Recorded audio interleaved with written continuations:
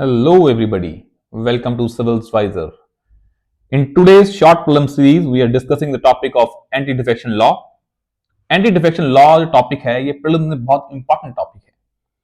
अगर आप देखोगे 2024 में, 2022 में, 2014 में एंटी डिफेक्शन लॉ पे क्वेश्चंस पूछे गए हैं.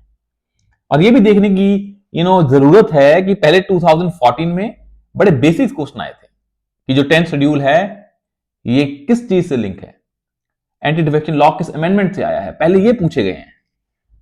बट 2024 में they are talking about the provisions of anti defection law. उसे पूछा गया कि नॉमिनेटेड मेंबर कैसे डिस्क्वालीफाई होते हैं एंटी डिफेक्शन लॉ में. सो anti defection law is a very important topic और एक रिसेंट कंटेक्स्ट भी है इसका. द महाराष्ट्र में जो ये शिवसेना स्प्लिट हुआ और एनसीपी स्प्लिट हुआ, उसको लेके भी एंटी डिफेक्शन लॉ बड़ा इंपॉर्टेंट हो जाता है. तो let's go into the nitty-gritties of this topic. So before starting the session let's see कि हम इस टॉपिक को कैसे डिस्कस करेंगे. तो पहली एक बड़ी इंपॉर्टेंट चीज है कि जो एंटी डिफेक्शन लॉ है इसका जो ओरिजिनल कॉन्स्टिट्यूशन में इसका मेंशन नहीं था. व्हेन वी से कि इसका ओरिजिनल कॉन्स्टिट्यूशन में मेंशन नहीं था, इट मींस कि उस टाइम इसकी जरूरत नहीं थी. तो वो रीजन देखेंगे why it was not the necessity at that point of time. फिर हम देखेंगे कि ऐसी क्या नेसेसिटीज क्रिएट हुई इन 1960 और 70s के डिकेड में कि there was a need of anti defection law, और फिर कैसे 52nd अमेंडमेंट हुई 1985 में. हम उनके प्रोविजंस को देखेंगे और देखेंगे उन प्रोविजंस में लूप होल्स क्या हैं, और जो लूप होल्स थी उसको कॉन्स्टिट्यूशन में कैसे अमेंडमेंट्स करके टैकल किया गया. That is the 91st amendment 2003 में. और फिर हम देखेंगे इसमें स्टिल कौन से लूप होल्स हैं और इनको कैसे रेक्टिफाई किया जा सकता है. And we will also go into the various commissions जिसने इसके रिगार्डिंग रिकमेंडेशंस दी. और हम ये भी देखेंगे कैसे सुप्रीम कोर्ट ने भी इस एंटी डिफेक्शन लॉ को लेके कुछ ऑब्जर्वेशंस किए हैं और उनका एक व्यू है कि कैसे anti defection law parliamentary democracy के साथ कंपैटिबल है. So let's start with the very basics कि जो हमारा एंटी डिफेक्शन लॉ था, why it was not there in the original constitution. हमें एक चीज समझने की जरूरत है कि in original constitution we were having a kind of a focus on development politics, और जो उस टाइम पार्टी सिस्टम था that was a one party system. तो जो वन पार्टी सिस्टम था तो उसमें Congress was ruling at the centre and also the states. तो उसमें डिफेक्शन का मतलब ही नहीं होता, क्योंकि जो एंटी डिफेक्शन लॉ है उसमें एंटी डिफेक्शन का मतलब है when a member of parliament और लेजिस्लेटिव असेंबली एक पार्टी से दूसरी पार्टी में डिफेक्ट होते हैं तो उसको डिफेक्शन बोला जाता है. तो earlier there was not a kind of a two party system जिसमें डिफेक्शन का कोई चांस ही नहीं था. तो दैट वाज द रीजन कि हमें इस पे फोकस भी नहीं किया गया. Second, a very important thing was कि जो हमारा इंडियन कॉन्स्टिट्यूशन है इसको एक बोरोड कॉन्स्टिट्यूशन बोला जाता है. तो borrowed constitution means we taken certain provisions from the experiences of different nations. Because Indian constitution बहुत बाद में आया है, पहले फर्स्ट वर्ल्ड के कॉन्स्टिट्यूशंस आ चुके थे. फॉर एग्जांपल जब हम बोलते हैं कि इंडियन कॉन्स्टिट्यूशन ने अमेरिकन कॉन्स्टिट्यूशन से कुछ बोरो किया है, we borrowed something from Canadian constitution, from Britain constitution, from French constitution. तो उन कॉन्स्टिट्यूशंस में भी इसका मेंशन नहीं था. So we can say we were having no international experience कि हम उसको एज अ एक प्रिवेंटिव मेजर की तरह इसको इंक्लूड करते हैं, वो भी पॉसिबिलिटी नहीं थी. थर्ड, हमारा फोकस डेवलपमेंट पे था and that focus was reflected कि हमारा फेथ था डेमोक्रेटिक प्रिंसिपल्स पे. तो इन्हीं की वजह से we were not able to include the provisions of anti defection law. So now question arises कि भाई ये एंटी डिफेक्शन लॉ अगर पहले जरूरत नहीं थी तो ऐसा क्या हुआ कि इसकी जरूरत पड़ी. तो 1960s और 70s का डिकेड है जिसमें वन पार्टी सिस्टम था. जो तो 1960s और 70s में जो वन पार्टी सिस्टम था वो one party system break down हुआ, रीजनल पार्टीज डेवलप हुई. लेटर वो इंडिया जो इंडियन पार्टी सिस्टम है वो टू पार्टी सिस्टम में कन्वर्ट हुआ. तो इसमें break down of one party system. तो जब उसका वन पार्टी सिस्टम का ब्रेकडाउन हुआ तो डिफेक्शन स्टार्ट हुई। और एक बड़ा एक इंपॉर्टेंट चीज बोली जाती है कि जब हम एंटी डिफेक्शन लॉ को पढ़ते हैं तो एक सिंड्रोम होता है आयाराम गयाराम सिंड्रोम। तो हमें एक चीज समझ में आनी चाहिए कि 1967 में there was a kind of one politician जिसने within 15 days 3 parties change कर दी थी। तो that created a question mark on Indian democracy because defections means in other words कि there is a use of muscle and money power and there is a kind of opportunistic politics. तो उसको curb करने के लिए we came out with the 52nd amendment 1985 में in the form of anti defection law. और जब हम anti defection law की बात करते हैं तो हमें यह भी समझना जरूरी है कि जो एंटी डिफेक्शन लॉ जब आया था तो इस एंटी डिफेक्शन लॉ ने कहां अमेंडमेंट्स की थी। तो उसको समझने से पहले हमें एक चीज समझनी पड़ेगी कि जो एंटी डिफेक्शन लॉ है दैट क्रिएट्स अ डिस्क्वालिफिकेशन। अब वो डिस्क्वालिफिकेशन क्रिएट करता है।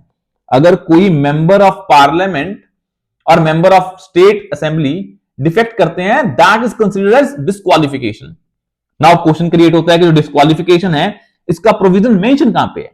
तो that provision mention in the article 102 of the constitution. तो 102 में डिस्क्वालिफिकेशन के सर्टेन क्राइटेरिया मेंशन है और एक ये भी मेंशन है कि parliament can make a law for that changes. तो पार्लियामेंट ने चेंजेस किए पर जो कॉन्स्टिट्यूशन में मेंशन है वो है कि अगर कोई member is undischarged insolvent, if a member is of unsound mind and that is authoritatively proved by a competitive authority or if a member is holding a office of profit।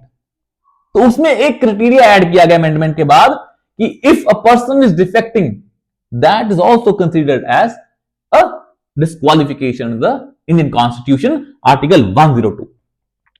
इसमें amendments और क्या आई, 101 article amend किया गया। 101 article is talking about vacation of seats, मतलब vacancy create होती है, उसमें भी एंटी डिफेक्शन लॉ की वजह से वैकेंसी क्रिएट होने का प्रोविजन ऐड किया गया। और इसके पैरेलली जो आर्टिकल 191 और आर्टिकल 192 है वो स्टेट के लिए अमेंड किए गए। 52nd अमेंडमेंट ने 10th शेड्यूल ऐड किया कॉन्स्टिट्यूशन में। ये क्वेश्चन पूछा गया प्री में, तो 10th शेड्यूल भी ऐड किया। So the anti defection law की वजह से कॉन्स्टिट्यूशन में ये चेंजेस आए। नाउ लेट्स स्टडी कि जो कॉन्स्टिट्यूशन अमेंडमेंट हुई उसमें एंटी डिफेक्शन लॉ के प्रोविजन कौन से थे। जो पहला प्रोविजन था that is regarding a voluntary giving up membership, कि इन क्राइटेरिया के बेसिस पे we will disqualify the members. So the first one is voluntary giving up membership. अगर कोई मेंबर अपने आप किसी पार्टी की मेंबरशिप को छोड़ता है जिसपे वो इलेक्ट हुआ है that will be considered as a defection. अब क्वेश्चन आता है कि भाई वॉलंटरी प्रोविजन का मतलब क्या होता है। It's very vague term and constitution में इसको डिफाइन नहीं किया गया, तो सुप्रीम कोर्ट की डिफरेंट ऑब्जर्वेशंस हैं। For example if a member from one party is sharing a dais with opposite political party member, तो वो भी is kind of a meaning of voluntary giving of a membership, तो that will also considered as defection. तो एक तो loophole ये भी है, इस प्रोविजन की कोई स्ट्रिक्ट डेफिनेशन नहीं है, सो दैट क्रिएट्स एम्बिग्यूटी कि किसको हम डिफेक्शन माने किसको ना माने। Second comes when a member votes contrary और अब्सटेन्स टू द पार्टी डायरेक्शन।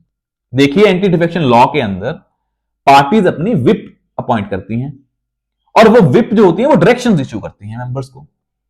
अगर वो मेंबर्स को डायरेक्शन इश्यू करती है ना, मेंबर्स की एक रिस्पॉन्सिबिलिटी होती है कि उस डायरेक्शन को फुलफिल करें। अगर उस डायरेक्शन को फुलफिल नहीं करते that is considered as a kind of defection. But एक चीज याद रखनी है कि इसमें दो कैविएट्स हैं कि अगर member abstains or votes contrary to the party direction and that is condoned by the party within 15 days, that will not be disqualification.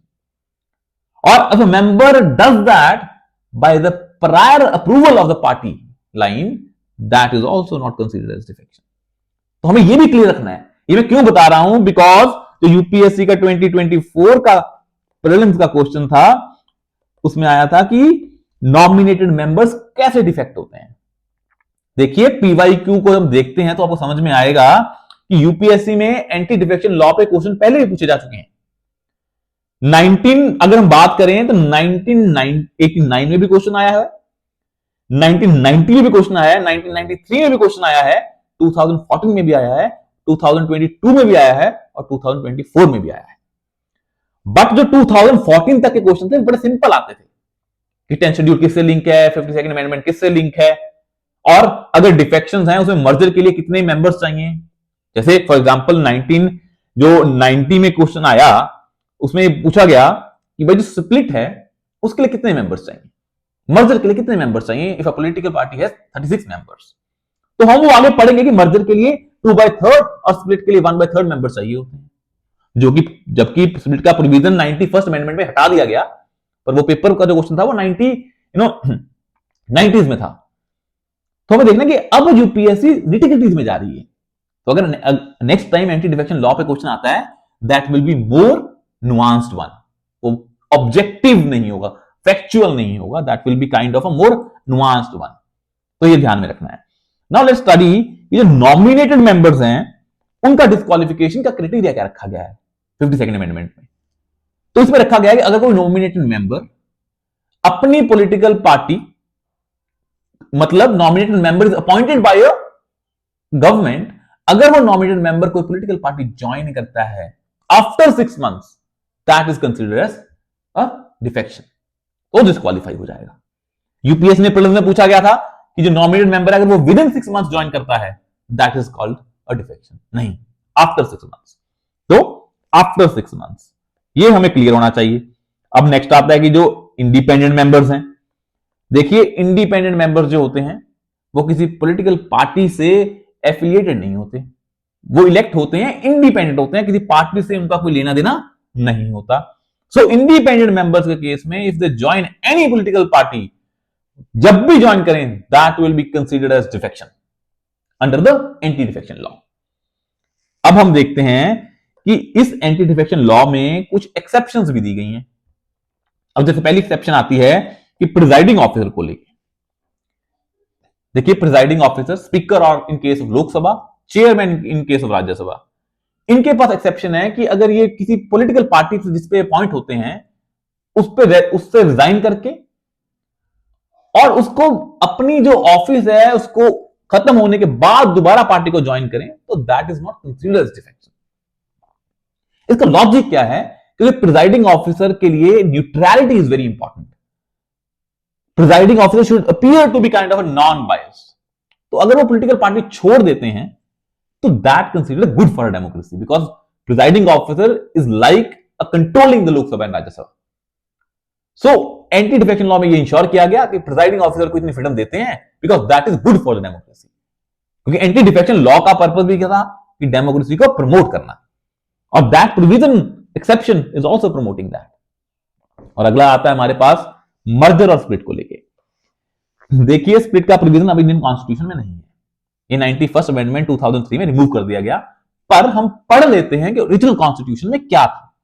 जब कॉन्स्टिट्यूशन को पहली बार अमेंड किया गया था 52nd अमेंडमेंट में, उस टाइम क्या था? उस टाइम ये था कि जो मर्जर है, अगर कोई एक्स पॉलिटिकल पार्टी के 2/3 मेंबर्स अपनी पार्टी को छोड़ के दूसरी पार्टी में चले जाते हैं, तो that will be considered as merger. इसमें एक चीज ध्यान में रखनी है कि मर्जर मेंबर्स का किसी पॉलिटिकल पार्टी में जाना प्लस सेकंड कंडीशन दोनों पार्टीज का आपस में मिलना भी है। अगर कोई एक्स पार्टी वाई पार्टी से मिलती है और एक्स के 2/3 मेंबर्स वाई में चले जाते हैं और एक्स और वाई पार्टी मिल जाती है, दैट इज कॉल्ड मर्जर। सिर्फ मेंबर्स का जाना दूसरी पार्टी में is not a merger, political parties भी मर्ज होनी चाहिए और 2/3 मेंबर्स भी जाने चाहिए, that is considered as merger. और जो स्प्लिट होता है, पहले ये था कि अगर 1/3 मेंबर्स एक पार्टी छोड़ के कहीं अपना रेबल ग्रुप बनाते हैं, स्प्लिट होते हैं, उससे अलग होते हैं, कहीं मर्ज नहीं होते, that was a kind of exception, जिसको रिमूव कर दिया गया। क्योंकि इसका क्रिटिसिज्म ये था कि आप इंडिविजुअल डिफेक्शन को डिफेक्शन मानते हो पर होलसेल डिफेक्शन को आप डिफेक्शन नहीं मानते। वो मर्जर के केस में भी पॉसिबल है, पर merger is kind of 2/3 majority.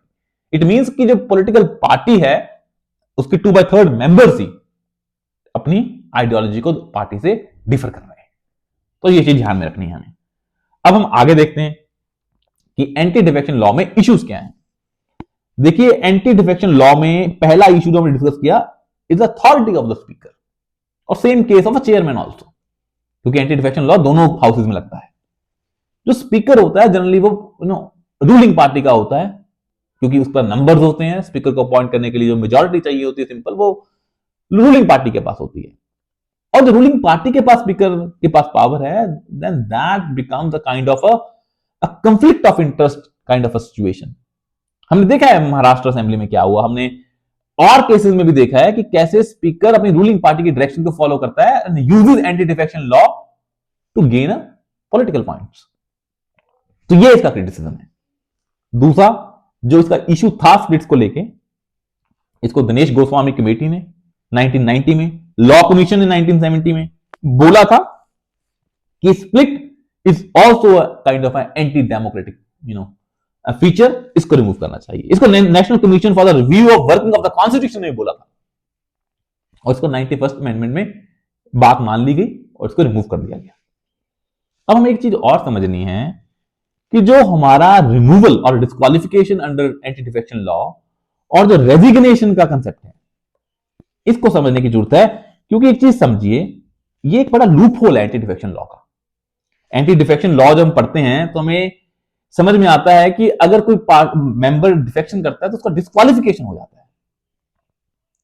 और जब हम देखेंगे कि 91st अमेंडमेंट में एक और प्रोविजन ऐड किया गया, अगर आप किसी मेंबर को डिस्क्वालीफाई करते हो, that member also can not be appointed as minister और can not appointed on a position of public office. तो इससे क्या होता है कि मेंबर्स जब डिफेक्ट करते हैं उनको कोई इंसेंटिव नहीं होता कि that they will be in the government, because Indian constitution में we know a member can be a minister without being elected for 6 months। तो political parties were using that कि एक पार्टी से दूसरी पार्टी में आए और बोला कि आप पार्टी छोड़ के आओ, आपको मिनिस्टर का पोजीशन दे देंगे। तो उसी मसल मनी पावर और kind of incentivising the person to defect, वो हमने रिड्यूस करने की कोशिश की। बट एक प्रॉब्लम ये है कि हमने डिस्कस किया कि रूलिंग पार्टी का ही स्पीकर होता है, और जो रूलिंग पार्टी है उसी के स्पीकर को डिसाइड करना होता है कि अगर कोई 2 मेंबर्स हैं, अगर वो मेंबर्स डिफेक्ट करते हैं तो वो रिजाइन भी कर सकते हैं। अब अगर कोई बंदे ने डिफेक्ट किया एक पार्टी से दूसरी पार्टी में, बट उसने स्पीकर को बोला कि मैं रिजाइन कर रहा हूं, और इफ स्पीकर एक्सेप्ट्स रेजिग्नेशन, तो उस पर तो एंटी डिफेक्शन लॉ लगेगा ही नहीं।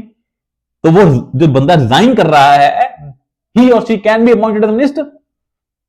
तो ये स्पीकर की डिस्क्रिप्शन हो जाती है कि वो रेजिग्नेशन एक्सेप्ट करे या उस पर एंटी डिफेक्शन लॉ लगाए, क्योंकि एंटी डिफेक्शन लॉ के लिए कोई टाइम पीरियड नहीं है। यही 2024 में पूछा था कि स्पीकर को क्या किसी टाइम पीरियड में एंटी डिफेक्शन लॉ के अंदर डिसीजन लेना होता है? Answer is no time period. तो इसका मिसयूज हो जाता है। इंडियन पॉलिटी मतलब जो पॉलिटिक्स है, इसमें बहुत सारे इंस्टेंसेस आए हैं जिसमें जो 91st अमेंडमेंट का जो मोटिव था कि मिनिस्टर की पोजीशन पे ना जाएं, उसको रेजिग्नेशन के वे में अपॉइंट किया जा रहा है। तो this is the issue with anti defection law. और national commission for the review of the working of constitution ने बोला था कि जो तो मिनिस्टर्स की स्ट्रेंथ है उसको भी लिमिट करो, कि तुम अगर एक मेंबर डिफेक्ट करके उसको मिनिस्टर की पोस्ट दे रहे हो, तो अगर तुम्हारे लिमिटेड नंबर होंगे, फॉर एग्जाम्पल उन्होंने बोला था कि 10% शुड बी द स्ट्रेंथ। 10% किसका? जो लोकसभा है उसका, और ये 10% इंक्लूडिंग प्राइम मिनिस्टर होना चाहिए, और ना ही सिर्फ मिनिस्टर और किसी पब्लिक ऑफिस को भी नहीं होल्ड कर सकता वो बंदा जो डिफेक्ट होगा।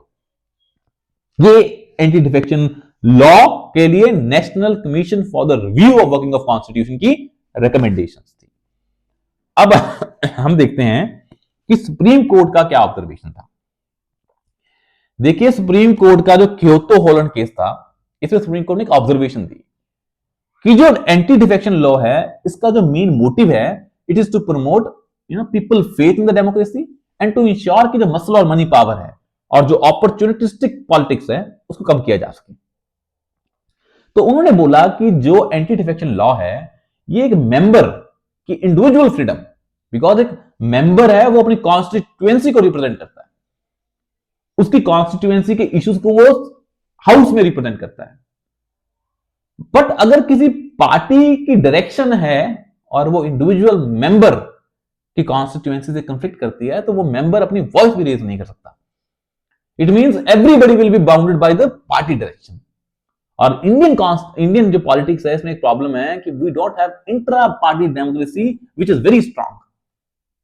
और जो इंट्रा पार्टी अगर डेमोक्रेसी स्ट्रांग नहीं है तो इससे प्रॉब्लम क्रिएट होती है कि अगर कोई पार्टी सेंट्रलाइज हो गई और उसके जो फ्यू इंडिविजुअल्स हैं जो उस पार्टी को कंट्रोल कर रहे हैं, इट मींस वो सारी की सारी पार्टी को डिसाइड करेंगे। Then what about the individual freedom of a member जिसको अपनी कॉन्स्टिट्यूएंसी की वॉइस को रिप्रेजेंट करना है हाउस में? तो ये कंफ्लिक्ट था। तो सुप्रीम कोर्ट ने बोला था in 1992 in a Kihoto Hollohan case कि anti defection law should be applicable only on a few instances. For example money bill, confidence motion, no confidence motion and president address. क्योंकि इन सभी केसेस में there is a question mark on the existence of the government. तो anti defection law को extreme cases में जहां government गिरने के चांसेस हो वहीं यूज होना चाहिए, not for the ordinary issues. ये सुप्रीम कोर्ट की क्योतो होलैंड केस में ऑब्जर्वेशन थी। अब एक क्वेश्चन आता है कि क्या जो एंटी डिफेक्शन लॉ है इज इट कंपैटिबल, क्या ये डेमोक्रेसी के साथ कंपैटिबल है? तो हम अगर देखें कि एंटी डिफेक्शन लॉ की कंपैटिबिलिटी को, we have both positive and negatives of that. ये मेंस में क्वेश्चन आ सकता है। आप एक चीज ध्यान में रखिए, जो सुप्रीम कोर्ट का ऑब्जर्वेशन है वो कहते हैं कि anti defection law is compatible with parliamentary democracy. Why? Because India we follow party system. अगर पार्टी सिस्टम है इट मींस जो मेंबर्स हैं वो पार्टी की आइडियोलॉजी और पार्टी की कॉन्स्टिट्यूशन को एडयर करना उनका रिस्पॉन्सिबिलिटी है। तो मेंबर ये नहीं बोल सकते कि we are fighting from the party but now will have different opinions on the issues. तो उस हिसाब से पार्टी सिस्टम के हिसाब से defection anti defection law is compatible with the parliamentary democracy. अब एक और भी चीज समझिए कि जो इसका मेन मोटिव था एंटी डिफेक्शन लॉ का, it is kind of exception so that money और मसल पावर को कम किया जा सके, to reduce money and muscle power. ये इसका मोटिव था, and to promote stability of the government, ये काम था, and to promote democratic principles in the political system. तो anti defection law is in basis पे in sync with the parliamentary democracy. But negative क्या आता है कि it is a kind of a dissent versus defection debate. क्या party के against किसी issue पे जाना इज अ डिफेक्शन और a dissent? Because it's not possible to have a same kind of opinion for different members. उनकी constituencies differ हो सकती हैं, उनके इश्यूज डिफर हो सकते हैं, उनकी परसेप्शन डिफर हो सकती हैं, तो वो डिसेंट तो नोट करवा सकते हैं पार्लियामेंट में। तो दैट इज द इशू। फिर एक आता है कि तुम होलसेल डिफेक्शन तो अलाउ कर रहे हो, फॉर एग्जाम्पल मर्जर के केस में, but you are not allowing a kind of individual defection, that is kind of hypocrisy. तो इसको भी बोला जाता है this wholesale defection is allowed but not individual defection. तो ये एंटी डिफेक्शन लॉ के लिए अगेंस्ट बोला जाता है। तो ये भी हमें समझना है। अब और क्या ऐसे इश्यूज हैं जो पार्लियामेंट्री डेमोक्रेसी के अगेंस्ट हैं? एंटी डिफेक्शन लॉ के अगर हम हिसाब से देखें तो और क्या इश्यूज हो सकते हैं? तो हमें यह भी समझना है कि इसमें स्पीकर का बायस है जो हमने डिस्कस किया था। Speaker is a kind of a conflict of interest like a situation, ये हमें समझना है। तो जब मेंस का क्वेश्चन आएगा तो हमें इन पॉइंट्स पे सोचना है। नेगेटिव्स और भी बहुत हैं, तुम उनको डिफरेंट इश्यूज के हिसाब से सोच सकते हैं। चाहे हमने स्पीकर के बारे में सोचा, चाहे तुमने उसका कोई टाइम पीरियड मेंशन नहीं है, टाइम पीरियड मेंशन नहीं है, no time period to take decisions, ये प्रॉब्लम है। तो इन इश्यूज के बेसिस पे हम इसको बता सकते हैं कि for and against of a parliamentary democracy. Now अब आता है कि जो 91st अमेंडमेंट है 2003 में, इसमें क्या चेंजेस किए गए। मैंने आपको पहले बताया कि जो इसमें चेंजेस किया गया, स्प्लिट का प्रोविजन हटा दिया था, total strength of minister including PM fix कर दी, पर ध्यान में रखना इसमें ये 15% थी और जो national commission for the review of working of constitution था उसमें 10% थी। ये पूछा जा सकता है। अब नेक्स्ट आता है कि मेंबर्स जो डिस्क्वालीफाई हो गए, they can not be appointed as minister and can not hold any remunerative post. ये national commission for the review of working of constitution की रिकमेंडेशन के बेसिस पे था। और रिन्यूमरेटिव पोस्ट मतलब चाहे वो सेंटर और स्टेट उसको फंड कर रहे हो या फिर सेंटर और स्टेट उस पोस्ट को कंट्रोल कर रहे हो, both ways a member who is disqualified can not hold those offices. अब अगला आता है कि जो रिसेंट कंटेक्स्ट था महाराष्ट्र में, उसमें एंटी डिफेक्शन लॉ के क्या क्या इश्यूज थे। देखिए जो शिवसेना का स्प्लिट का इशू था उसमें there were two factions, one is called as Uddhav Thackeray faction and one is called as Shinde faction. ठीक है, ये दो फैक्शन थी। अब जो शिंदे फैक्शन थी, इस फैक्शन के पास 2/3 नंबर्स थे। अब कोई पॉलिटिकल पार्टी होती है, उस पॉलिटिकल पार्टी के दो विंग्स होते हैं। एक विंग होता है जो उसका पॉलिटिकल विंग होता है, जो पॉलिटिकल पोस्ट होती है, एक लेजिस्लेचर विंग होता है। मतलब किसी पॉलिटिकल पार्टी के कुछ मेंबर्स होंगे जो हाउस में रिप्रेजेंटेशन होगा उनका, और कुछ पॉलिटिकल पोस्ट होंगी जो उस पार्टी के एग्जीक्यूटिव पोस्ट होंगी, चेयरमैन होंगे, वाइस चेयरमैन होंगे।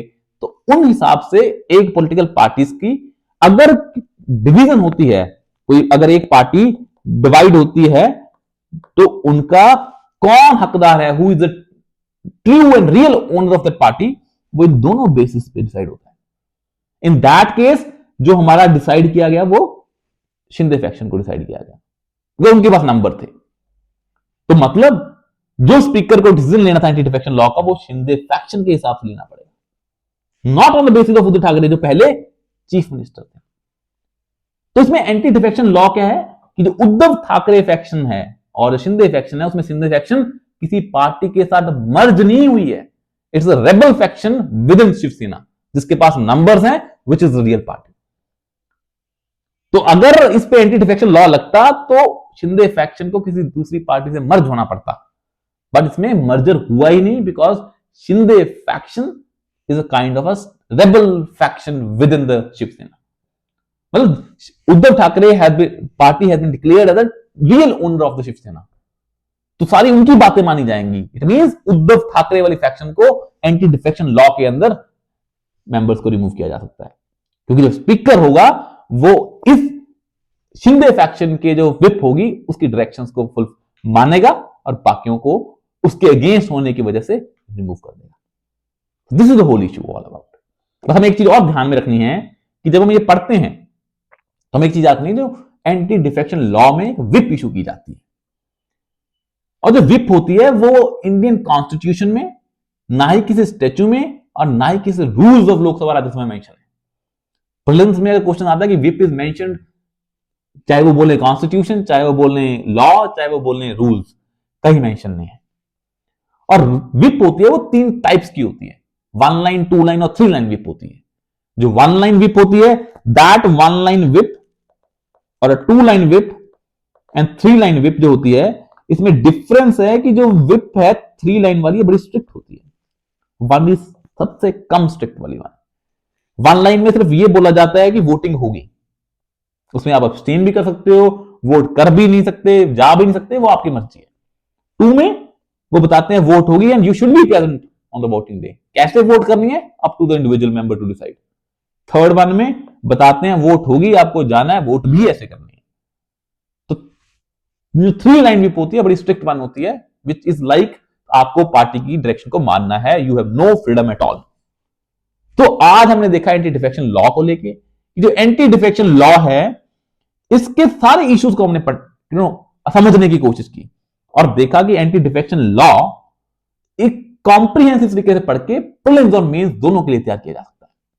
We try to incorporate all the dimensions into this lecture. So that is it for today. We will come with the next session. So see you soon in the next session. Thank you so much.